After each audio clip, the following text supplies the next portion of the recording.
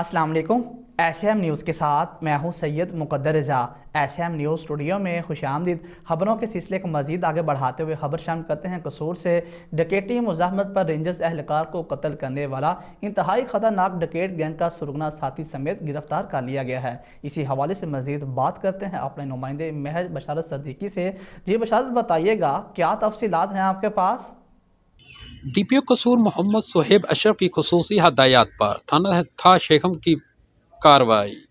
2 माह कबल डकैती मजम्मत पर रेंजर एहलकार को कत्ल करने वाले इंतहाई खतरनाक डकैत गैंग का सुरगना साथी समेत गिरफ्तार।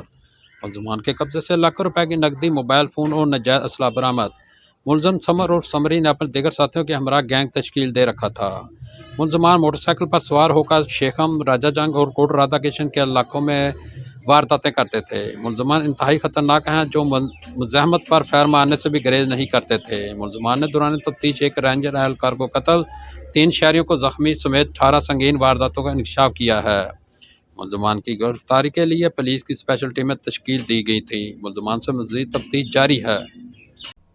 बहुत शुक्रिया महर बशारत सद्दीकी तफसीलात से आगाह करने के लिए। अब तक के लिए इतना ही। मज़ीद खबरों के लिए देखते रहिए एसएम न्यूज़।